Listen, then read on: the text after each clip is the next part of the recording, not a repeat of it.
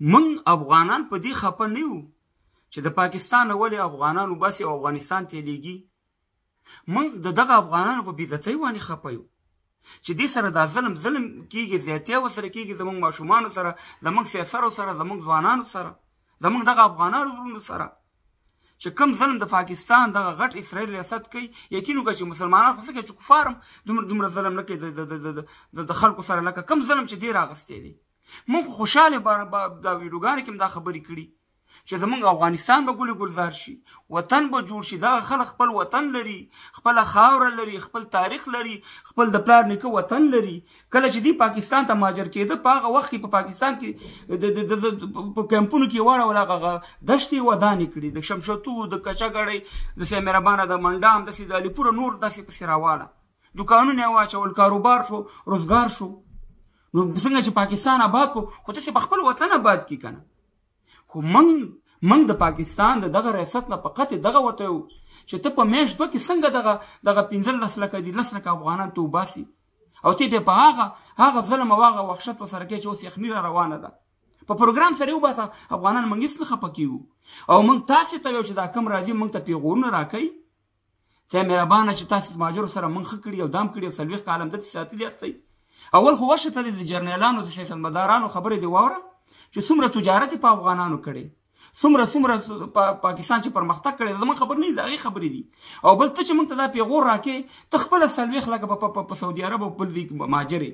خو زه به اوس وګورم چې دغه مهاجر ووځي، ته د سعودي عرب نه کډې رابار کړي او دا مسافري دې ختمه شي او خپله دې پښتونخوا ته راشي او هغه کوم مهاجرو چې کوم کاروبار کوي هغه کاروبار ته په لاس کې والي. خو بله ورځ ستا پسې هم دغه سوټۍ در پسې رالي همدغه د پاکستان دغه غټ اسرائیل ریاست. ولې دا د سوات خلک په کچهګړۍ کې د خویندې میندې مهاجرې نه کړي، د باجوړ او د وزیرستان خلک خو همداسې کار تا سره بل دا سره دا کوي که نه. نو موږ ته پیغورونه مه راکوئ چې یاره صاحب مهربانه موږ ساتلي یاستئ، ساتلي نه ساتلي چې د هغه ټولې دنیا ته معلومات دی. موږ افغانان چې کوم موږ سره کوم ښکاره پښتنو ولس ښه کړي دي هغه موږ په یو قیامت هم نه یو چې یو پیاله چای هم راکړی هغه موږ یاد ساتو، هغه موږ نمک حلال یو، نمک مرداره نه یو. خو موږ زه تا ته وایم چې زه به ستا توره وګورم چې دا مهاجر دغه نه لاړ شي د پاکستان نه او ته راشي د خپل وطن ته، زه به ستا وګورم. خو زه به ګورم چې زه څنګه د پاکستان نه لاړم افغانستان ته همدغه شانې به ته سعودي او دوبۍ او نور ځایونو ته به ځې او کډې به دې په سر وي. ستاسې دغه موږ لیدلی، موږ په خپلو مهاجرو باندې نه خفه کېږو چې دې خپل وطن ته دي.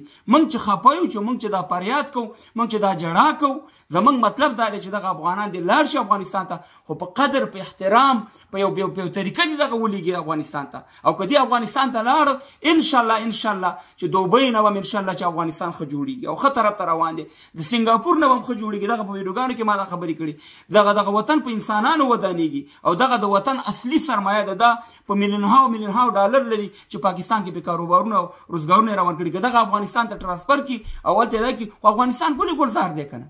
نو زمونږ ګیله چې دا ده او تاسې نه موږ ګیله نه کوو، تاسې نه موږ ګټلی شي ځکه چې تاسې خپل ځان نه شئ ګټلی، تاسې خپل ځان ته غلامان هستئ، د خپلو خویندو میندو پوښتنه نه شئ کولی، د خپلو ځوانانو پوښتنه نه شئ کولی. د عمران خان غوندې سړی دی په محبس کې اچولی دی هغه تاسې نه شئ راخلاصولی. د هغې نه غټ پاکستاني خو به د پاکستان کې نو خدمت او ورشي معلوم دی په کرکټ کې او په نورو ځایونو کې. نو تاسې داسې وکړئ چې موږ ته پیغورونه مه راکوئ او نه موږ په دې باندې خفه یو چې ولې د پاکستان افغانان افغانستان دی، بلکې موږ پرې خوشحاله یو خو طریقه وي، انسانیت وي. دغه یورپ کې څو ځله درته دا خبرې کړي چې د یورپ ته غیر قانوني خلک راځي، دې ورته پاسپورټ ورکوي، دې ورته کور ورکوي، دې ورته پیسې ورکوي، بیا لګیا سئ ورور سره بیا راپر ډول هم راغستی چې موږ خو افغانانو ته ځای ورکړی دی. افغانانو ته چې ځای ورکړی هغه پیسې ته یاد ساته، هغه کومکونه چې هغه سي هغه ته حساب کا. زه خو نه یم دا خو ستا د پاکستان جرنیلان او سیاستمداران وایي. نو خبره دا ده چې موږ غواړو چې دغه افغانان ټول افغانستان ته لاړ شي او انشاءالله موږ په یورپ کې څومره افغانان یو یا په خارج کې څومره افغانان یو د خپلې قب به دې انشاءالله نومیا کوو او دا وطن افغانستان به آباد انشاءالله. په هر ارمان ملو به وشوې نو خدایه دا ستا په جهان ولې